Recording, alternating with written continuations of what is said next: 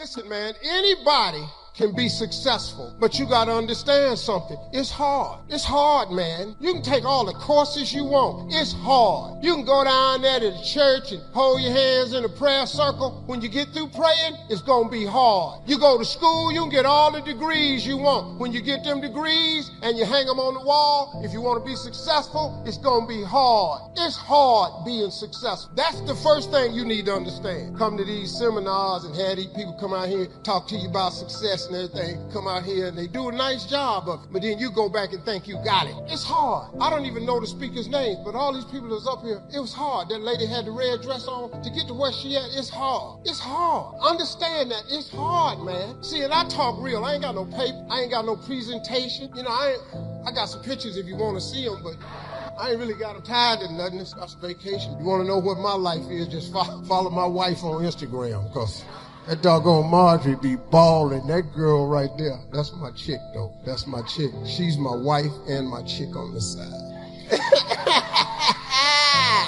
You feel me?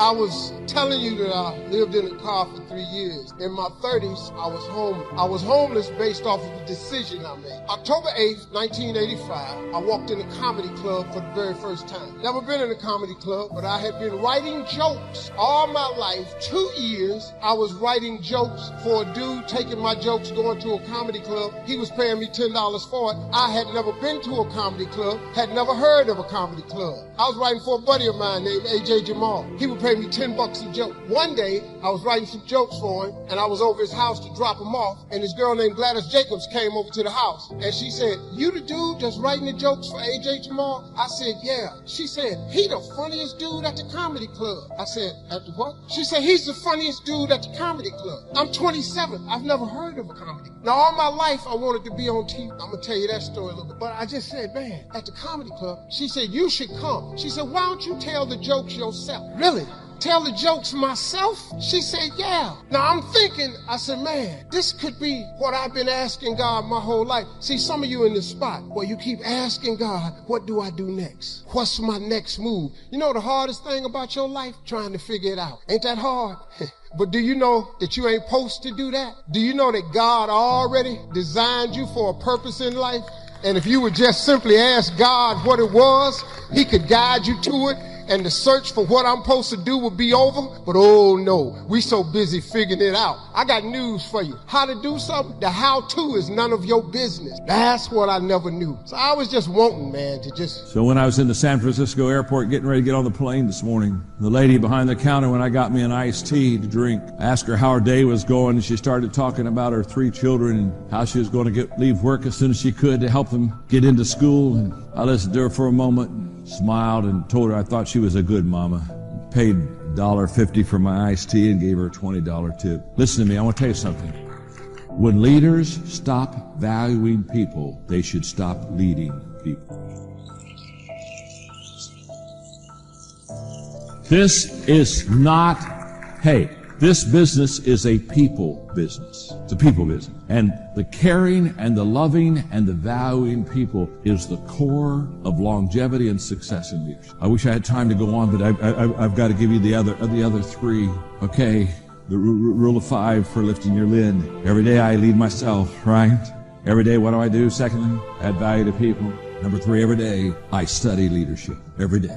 And you say, now, John, when you say every day you study leadership, what do you mean by that? What I mean by that is every day. How we doing, gang?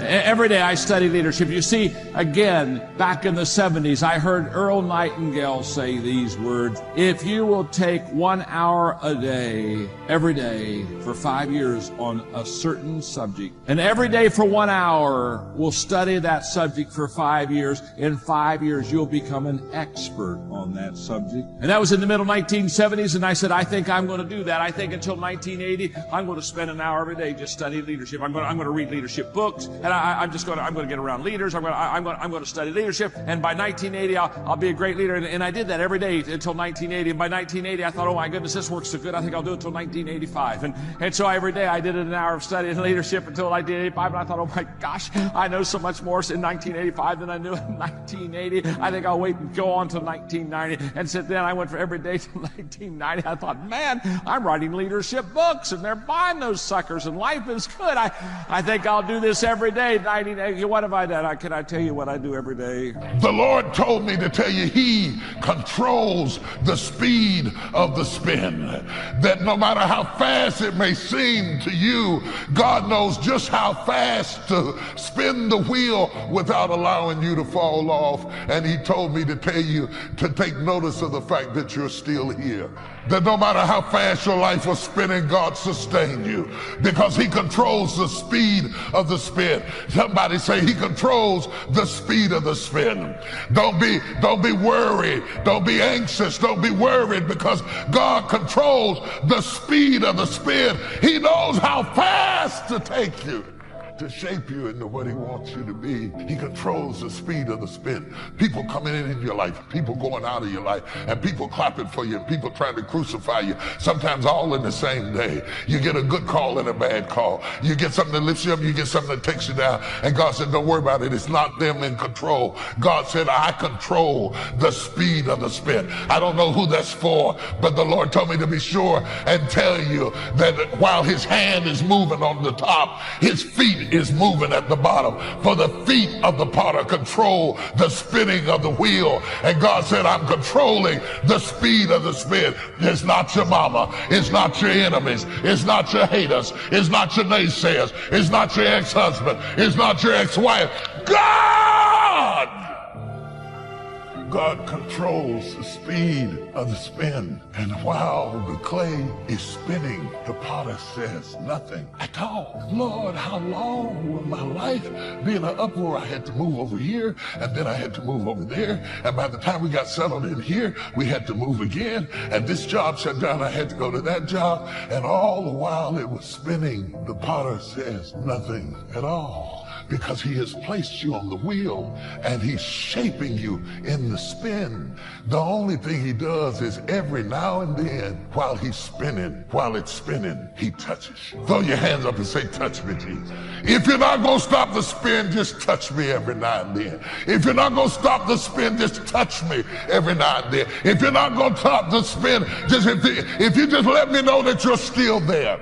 Though the storms keep on blowing, though the winds keep on raging, though all hell keeps breaking loose, if you just touch me every now and then. The spinning is spinning. The wheel is turning. Everything's getting faster and faster. And I cannot get a word from the prophet, so I will settle for a touch. Do you know how many times I would have fell out of the wheel if He hadn't have touched me? Do you know how many times I would have slid off the wheel if He hadn't have touched me and established my going in and coming out? He didn't explain anything to me, Pastor. He just touched me. He didn't let me know how long I was going to have to spend. He just touch me. That's why I'm coming to get the word, because I need a touch from the Lord. I'm wondering if there's anybody in here that needs a touch. A touch, a touch, a touch, a touch from the Lord. I need a touch from the Lord. If you don't talk to me, touch me. If you don't stop it, touch me. If I can go through it again and again, just touch me. Hey, in the middle of the spin, every now and then, He touches me. Every time the enemy thought he had me, God touched me. Every time I had gotten too close to the edge of the wheel and I was about to fall off, preacher, I was about to have a nervous breakdown, but God touched me. I cried all night, but He touched me. I was confused all week, but he touched me. Oh, He touched me. He wouldn't talk to me, Jackie, but He touched me. Just a touch. I lost my mother. He didn't explain it, but He touched me. Lost my father, cried myself to sleep, thought I was going crazy, but He touched me. Oh, shut up. A touch from God is all you need. Lost my job. Still can remember walking across the parking lot crying, wondering how I was going to feed my family, but He touched me. And I want you to see the wheel, because it is on the wheel where the touching occurs. It is on the wheel where the shaping occurs. It is on the wheel where the metamorphosis occurs. And all of a sudden a lump of clay begins to look like something. If it doesn't spin, it doesn't take shape. Stop avoiding the spin, because you'll never be what he had in mind until you're willing to jump into the spin cycle. When you hear the word fear, what comes into your mind? Maybe you see yourself walking down the street calmly until someone covers your mouth and you pass out. Then you are tortured and killed. Or you might be afraid of losing your job, or wife, or a special friend. On the other hand, some people are afraid of trying new things. You might be a man who is not starting his business due to the fear of failing. Everyone is afraid of something. And while it isn't a bad thing, being afraid of something can retain you from living. You end up getting depressed and anxious all the time. It keeps you separate from your loved ones, and it can limit your will to try and freeze you in your tracks. You might be thinking why I said fear is not a bad thing. Well, let me tell you that fear is an early signal of something dangerous. However, you need to figure out the difference between healthy fear and an unhealthy one. One example of healthy fear is when your mind tells you to step away from an edge of a dangerous cliff. And unhealthy fear is the one that keeps you from living your life. You start thinking that fears are a part of who you are. However, you need to understand that your fears don't represent your true self. In the end, let me tell you that you cannot keep running away from your fears. You will ultimately have to face them. You will have to overcome your fears. There is no other option. So don't let yourself drown in your fears, and start overcoming them today. You will never overcome your fears if you are not ready to face them. You need to stop fears from taking control of your life.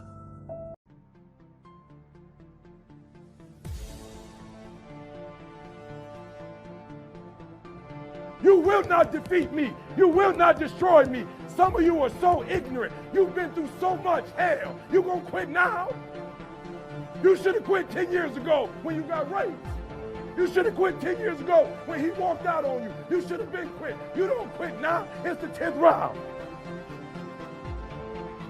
You got 2 more to go. And when you get to success, it's not about skill. When you get to a certain level of success, it's about stamina. It's about stamina. It's about you won't break me. You can't take me. I fought too long. I fought too hard. If I was going to quit Satan, you should have got me at 17. You should have spoken to me when I was eating out of trash can. It's too late now. I'm in the Ritz-Carlton. It's too late now. It's too late. I got people's lives I changed. It's too late.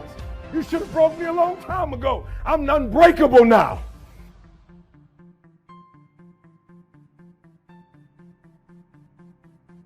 It's an urge. It's an urge. Truth be told, every champion has felt it. Every president has felt it. Every king has felt it. Every lion has felt it. Every winner has felt it. Every soldier has felt it. Every victorious person has felt it. The urge to quit. Don't you give up on your dream. I don't care if you don't have the money, and you don't have the help, and you don't have the family for it, and you don't have the background for it, and you don't have the friends for it. Don't you give up on your dream. Don't you do it. Don't you do it. Don't you do it. It may take you twice as long. You may have to take courses and classes. You might not read as fast. You might not move as quick. You might not have as much. But don't you quit.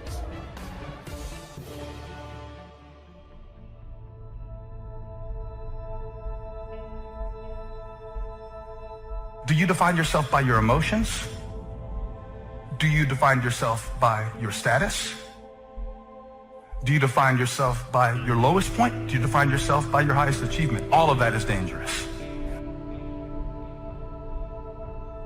It's very easy for us to become duplicates of everything and everybody that's around us. I'm saying to you, wake up every day and decide that you love yourself enough to commit yourself to you. They say that you're selfish. The word selfish starts with the word self. I cannot take care of you if I'm not taking care of myself. Some of y'all are so consumed, you're allowing people to make you feel bad about being so blessed.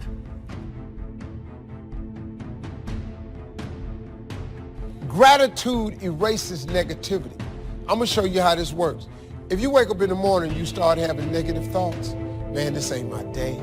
I woke up on the wrong side of the bed. Every time you feel, in the middle of the day, if you feel yourself doing that, stop. Just stop for a second. And start going over in your mind everything you have to be grateful for. Not everything you want, everything you already have. Because what you have is substantial.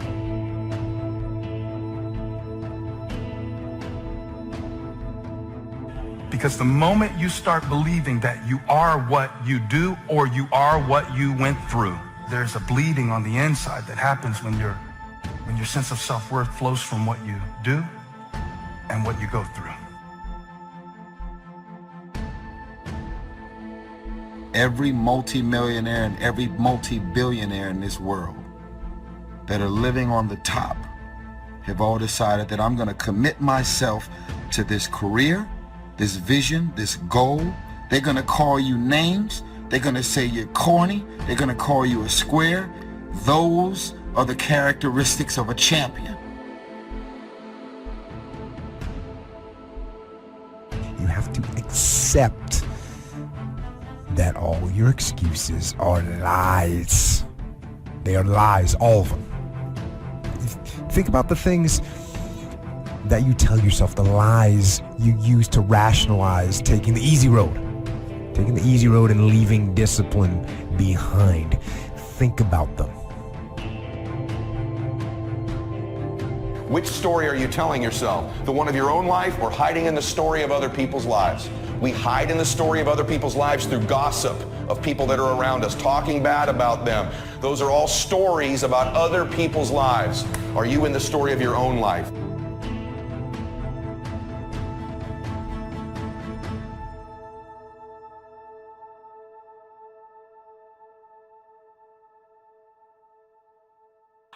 I don't need to be enabled. I need some friends who will empower me to think a new thought, empower me not to give up, empower me to go further, empower me to go harder. What is my spiritual giftedness? Because when God created you, he gave you gifts, spiritual strengths, to enable you to fulfill your purpose. When you find your spiritual gift, you'll be good at it. It'll be just what you do well. It'll fit. It'll be natural. It'll be easy. I'm not a victim, I'm a victor.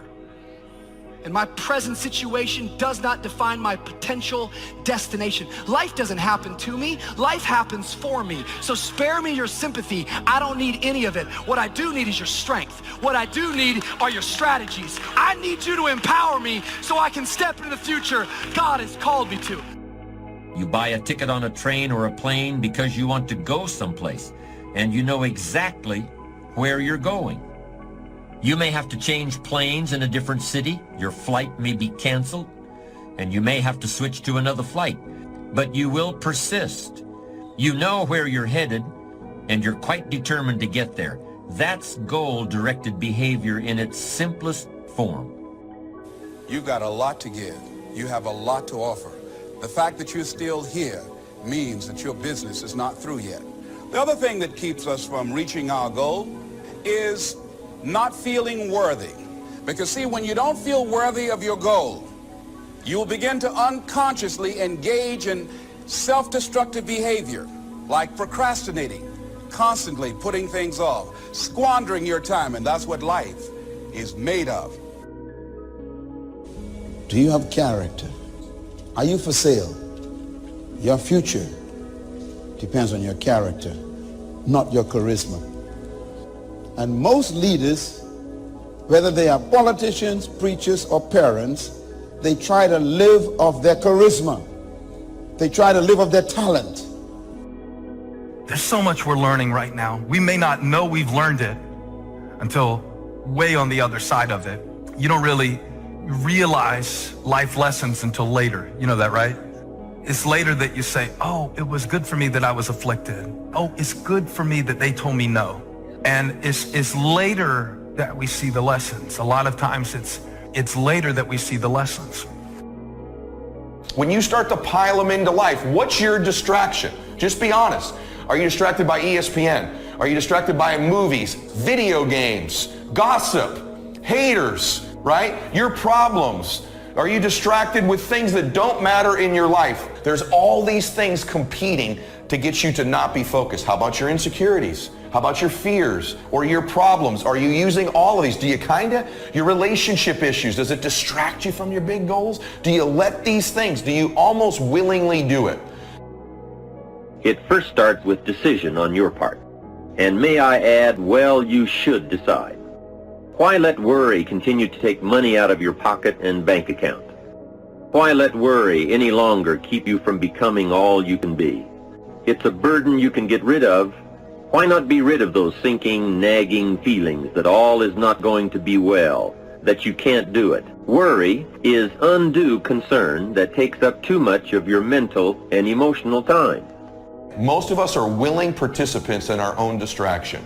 And we need to be willing participants in our own focus, in our own obsessions, and getting ourselves back on plan. Because remember what I told you, if you're really obsessed, the obsession will distract you from these things.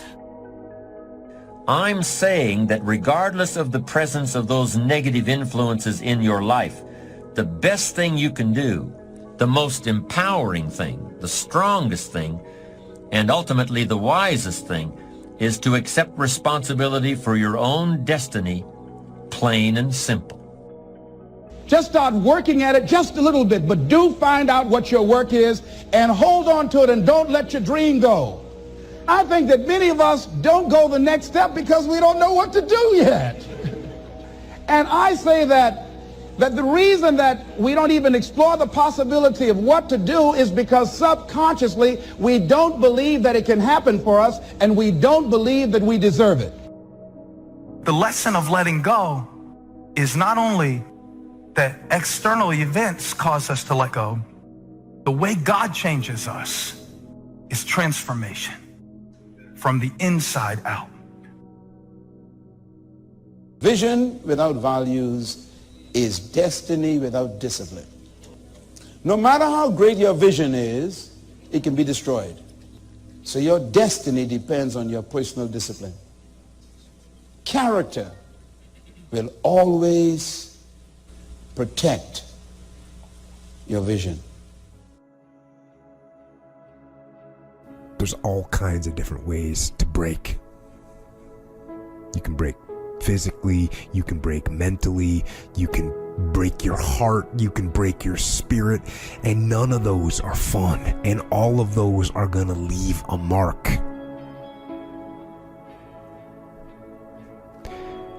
But the mark that they leave can be the mark of victory, or it can be the mark of defeat. Because every time you break, and in every way that you break, while it's a chance, it's definitely a chance for you to give up and for you to just to fall apart. But there's also opportunity. There's opportunity to get stronger, and get smarter, and get faster, and get tougher, and get more stable, and get more resilient, and get better.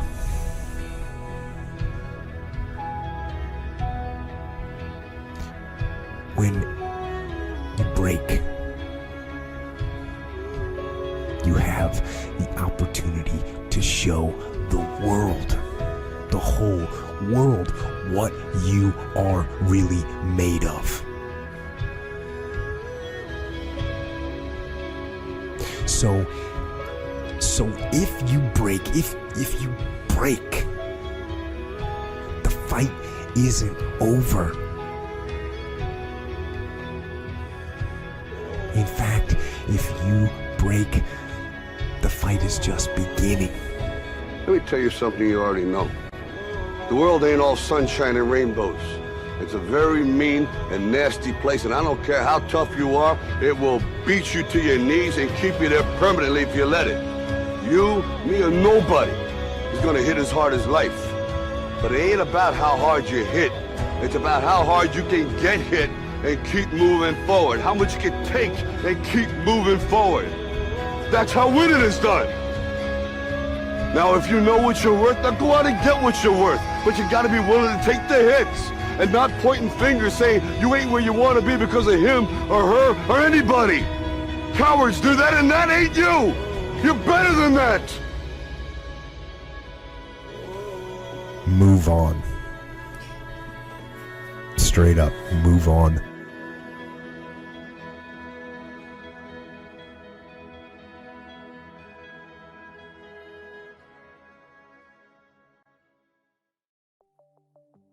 Tap the power. Make the most important financial decision of your life, which is to stop trading time for money, to become an owner, not just to somebody who is, buying things, but somebody who's become an investor. And the way you have to do that is by deciding a percentage you're going to save, and you're going to keep that and put into a financial freedom fund. You're going to take that money before you see it, put it aside, and you're going to invest it. In fact, most people describe what happens with, let's say, a fighter, even somebody as brilliant as Money Mayweather. Brilliant guy, unbelievable fighter. But, if you talk to nobody less than 50 Cent, his former friend and partner, he said, let me tell you what he does. He goes out and he fights, he gets the money, he spends the money, and then he fights. He said, and he carries around a Louis Vuitton bag full of literally $1 million in cash, just in case anything special happens he wants to take advantage of. So, God forbid if something happens to this man and his ability to fight, he could be in real trouble. We can't do that. And it's easy to make fun of somebody else and go, well, look at what they're doing. But don't most Americans really, instead of fight, say work, earn the money, spend the money, work? That cycle is the worst cycle on earth, and that's a cycle I want to get you out of right now, today, by tapping the power and making step one the most important investment decision of your life. So what the heck is it? Well, what if you decided that you were no longer going to be a financial trader? What are you talking about, Tony? I'm not a financial trader. I don't invest in stocks. I don't do that stuff all day long. Most Americans are financial traders, even though they don't think of themselves that way. Why? Because if you're trading time for money, you're making the worst financial trade in the world. Your goal, and the goal I have for you with this book, is to make money your slave. You want money to work for you, so you don't have to. Until that happens, you'll always have some level of uncertainty or fear or stress or insecurity, because there's only so many things that can happen that mess up your income flow, and you're in trouble. What would it feel like if you could build what I would call a money machine? Something that made money while you slept. Something that literally every day of your life, even if you weren't working, could provide you an income without ever having to work again. Because I ask people all the time, what are you investing for?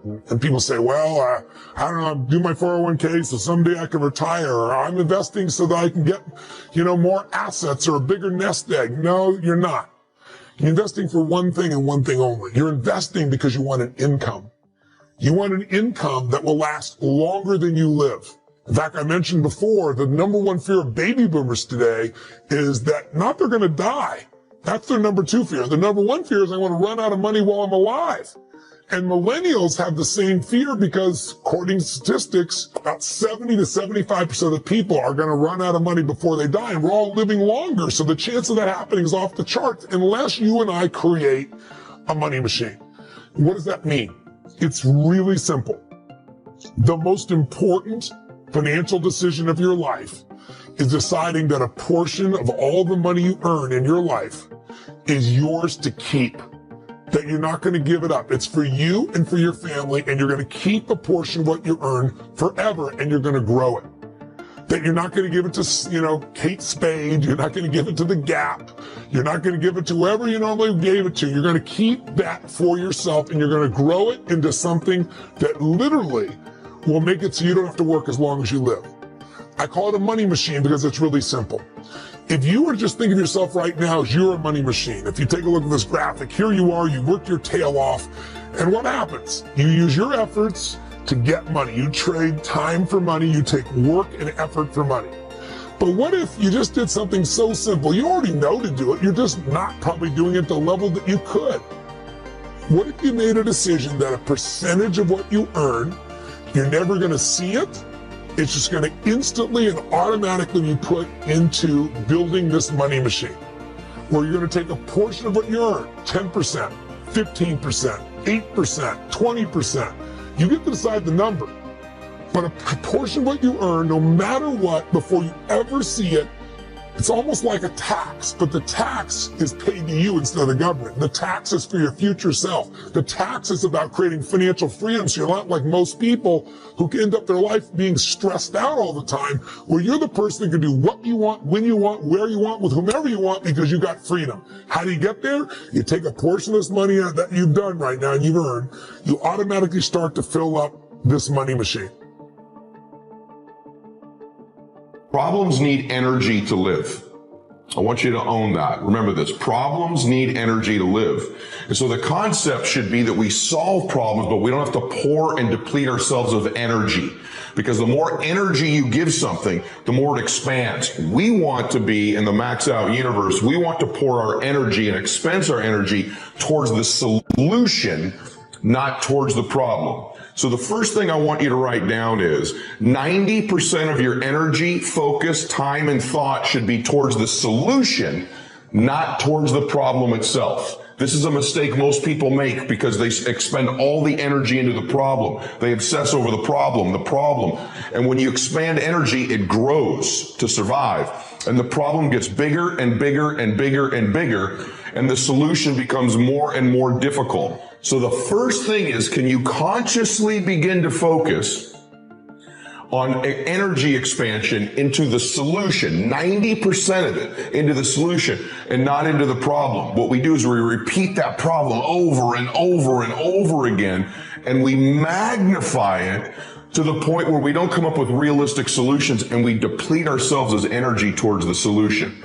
And so focus going forward. When a problem arises, a challenge arises, that you focus 90% of your energy and thoughts on the solution and not repeating the problem to yourself. There's 3 areas of your life that, I think are important, right? One is really mastering your mind, right? Your thought process, and that's nothing new. The real question is, at one level, how do we become more self-aware of the thoughts that are driving all of our process? But more importantly, how do we change our thinking? How do we change the habitual patterns of thinking that we become addicted to? And so that then cascades into, our emotional responses that we have with life around us and our perceptions. So how do we reorient ourselves in a way that is congruent with the life that we actually want to create, or the business that we want to create, or the relationships that we want to create, or the health that we want to have? Because we tend to just continue to experience the same experiences over and over and over and over. And there's nothing fundamentally wrong with us in the fact that we live this sort of Bill Murray Groundhog Day type of existence, right? It's the way the technology and the operating system the human beings have designed. But now we're entering this really interesting period where I think personal growth is evolving into the next level, where we're able to utilize the tech to really tap into higher levels of intelligence and become, what a lot of people refer to as superhuman. So what gets people stuck in the first place? There are a number of things that get people stuck. I mean, let's talk about beliefs for a second. What are beliefs? Beliefs are the meanings that we gave the experiences of our life, mostly before the age of 7, before a significant portion of the prefrontal cortex is fully formed. we gave meanings to the experiences of our life, or other people gave meanings to the experiences that we were having, right? I remember distinctly one time, I grew up in Orange County, California, and I don't know why in first grade they had us choose which mission we wanted to build along, we had Mission San Juan Capistrano. So at a paper mache and clay, I'm building Mission San Juan Capistrano in my garage, and my dad walks in and he says, "Hey, let me show you a better way to do that." The meaning I gave that experience was I didn't know how to do it right. And just because of the way the technology works, what happens is that starts to shape the lens through which we experience the future experiences of our life. So the next time you have an experience, you're approaching that experience through the not knowing how to do it right. And because the brain is a goal-achieving machine, that's all we start to notice, right? Is what we're not doing right, and in really no recognition of what we're doing well. So we get caught in this psycho-cybernetic loop. And if you're not aware of it, there's really no way out of it, because in every new experience, you're just going to continue to focus on that which reinforces the belief systems that you established, or the meaning that you gave the experiences early on, and you're going to ignore everything else. You become trapped, right? By your own thoughts. By your own thoughts, by your own belief systems. And now we're really understanding that those meanings aren't just some sort of like marshmallow fluff or kind of esoteric concept. They're actually wired into the neural networks of your brain. Like, we can't do that today, but in the future I would imagine we'd be able to brain scan you and go, oh, those are the neural networks that light up when you feel like there's not enough time, or money's hard to make, or you're not good enough, or you're not as far along as you should be.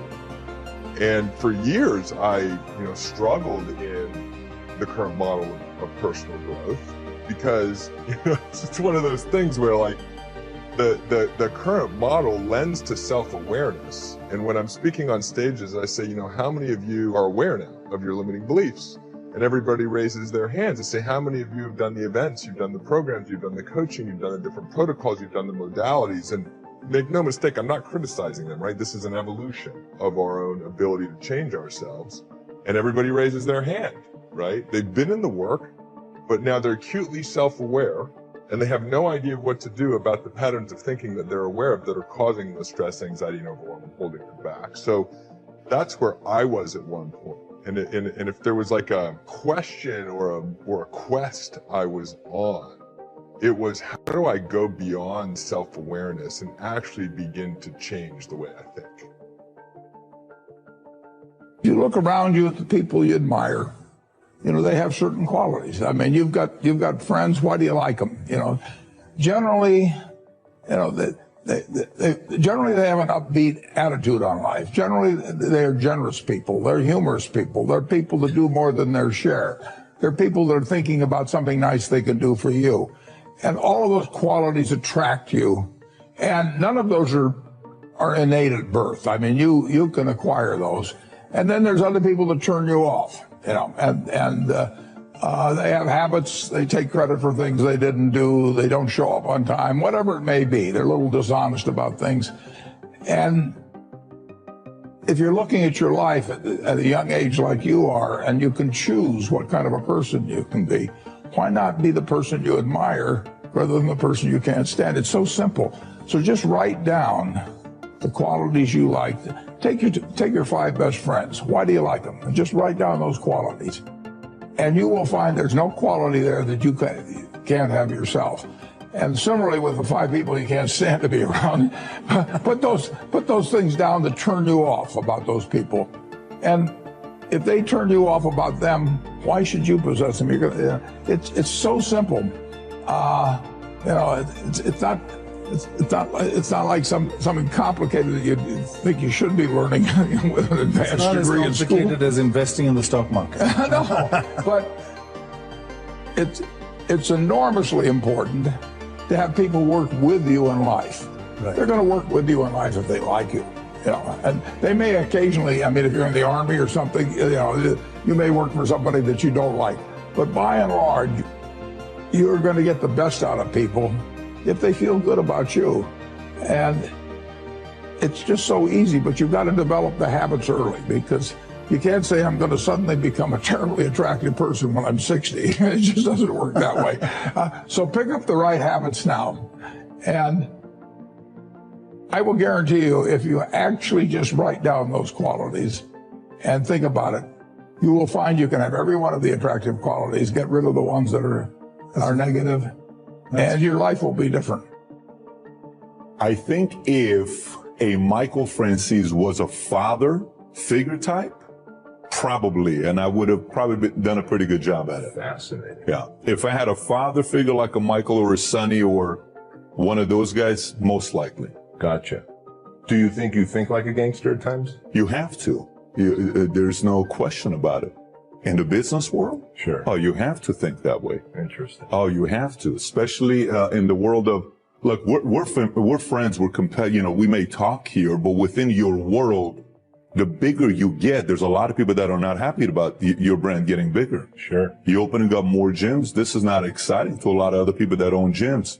It's not even exciting to somebody that runs a different model when it comes down to franchising. Right. So you're not helping people, it's helping competitors. You're hurting them. Sure. And when it comes down to it, if it's between your 5 locations versus my 5 locations, they are going to be competitive. So you get in the world of business being everybody wants to help, everybody's this, and then you realize there's a part of it that some of the people would take their side over you any day.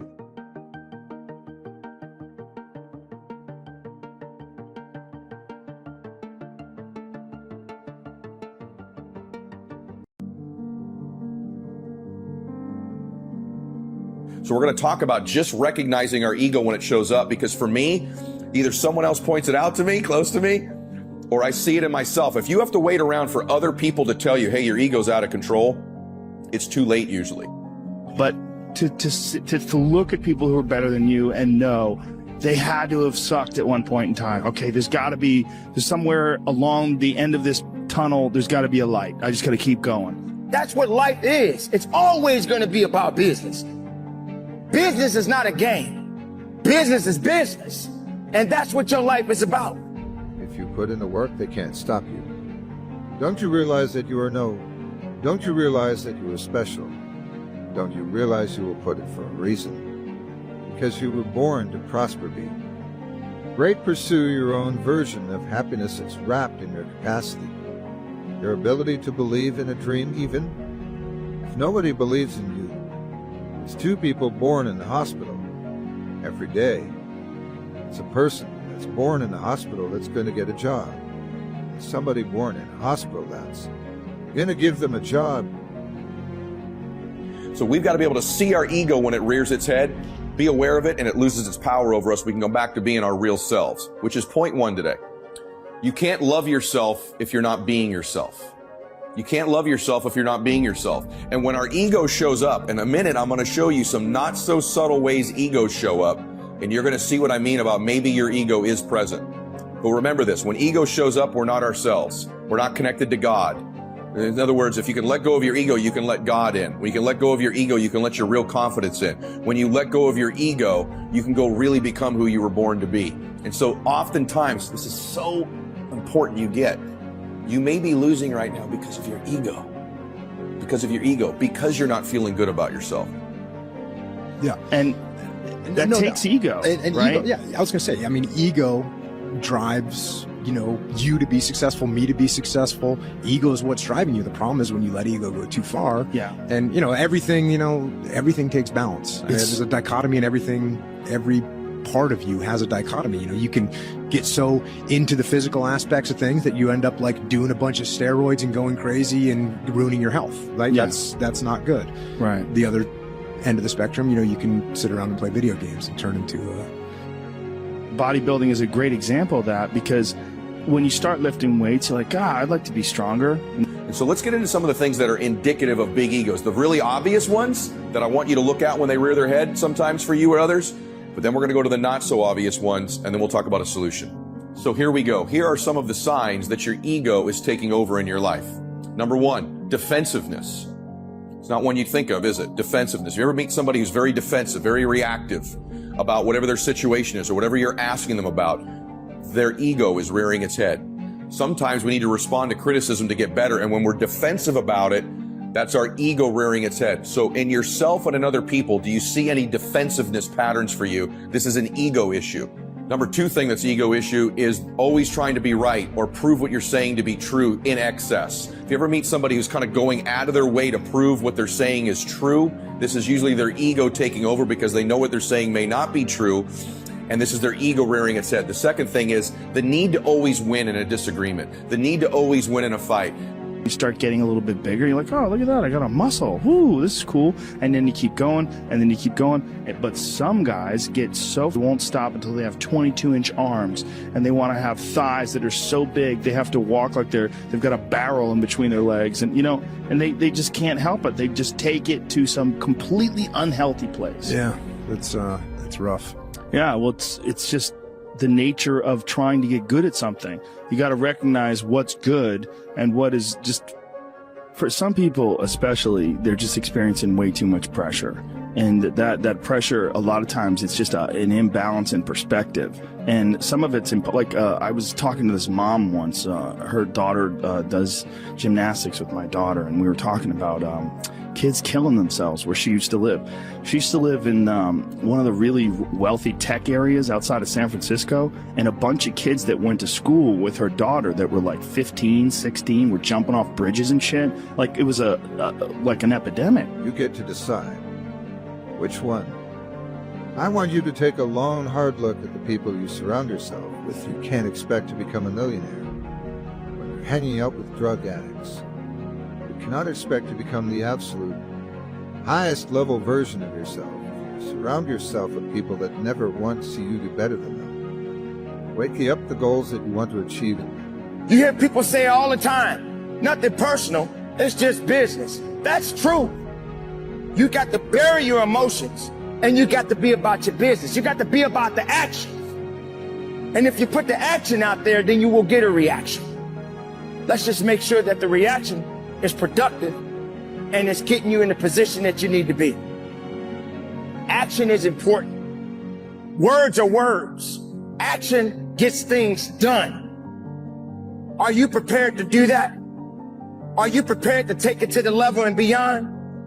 Are you going to sit around and wait for someone to push you, or are you going to push yourself?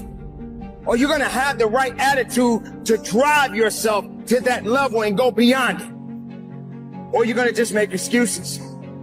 They bitch about not having time. They bitch about their boss. They bitch about their husband. They bitch about their lives. They bitch about everything. Some people even follow me on Instagram and bitch about me. We bitch about everything in life, but we do nothing about it. Very few people do anything about it. I'm fat, I'm out of shape. What are you doing about it? You gotta take action in your life. You gotta stop bitching. Find a solution, don't be the problem. Take action. For every action, there's an opposite reaction. If all you do is bitch, nothing's gonna happen in your life. Take action, take control, stay hard. Life's about improvise, adapt, and overcome to every situation that's in front of you. A lot of people hate that message. So I say continue pushing. Continue finding your new 100%. Continue finding your best self. Not making excuses. Goals, and nobody else sees hundreds of people give up on their goals on a daily basis. And it's usually because they realized quickly after starting their journeys that they're alone. Nobody's waking them up in the morning. Music. Nobody's pushing them when they start to make excuses. And nobody's patting them on the back when they hit milestone. So whatever you want to achieve in life, maybe it's losing a certain amount of weight to become the best version of you. That's all you hear about, is I am not going to do or I cannot do. That's all you hear most of the times. People are too busy putting themselves in a position where they don't want to go to the next level because it's too hard. I don't think I got it. I don't think I can do it. I'm not strong enough. Better you than me. You and me are two different people. You're not like everyone else. You're special, I'm special, we're all special, we're all unique. But you've got to put the action to work. Do something that's going to change something within your ideas and your mindset. Ladies and gentlemen, listen. Every single day of my life, I wake up to a new idea and what I need to do with myself. But for me and for you, there are two different paths. Everybody's got to go in a certain direction. Overcoming any and all obstacles. Where do you start? You start right here. When do you start? You start right now. You initiate action. You go. Between the moment when you are waiting to do something that you don't want to do, and the first motion, and the moment when you initiate the action, all the interim, the whole time you are waiting to take that action, is like a phantasma or a hideous dream, is like an evil specter, an apparition, a nightmare. So the battle, the struggle, the hesitation takes place in that moment. That moment when we must step into the unknown. That moment filled with fear and horror. And that fear is what causes hesitation, and hesitation causes defeat. Maybe it's building a business to provide financial freedom for your family and to travel the world, or maybe it's just being a better father, mother, or partner for your spouse. Whatever it is, it's all on you, and the quicker you realize that, nobody's going to come and hold your hand through life through this journey. The faster you will start to see success. Stop relying on outside sources of inspiration, motivation, and support to get you there.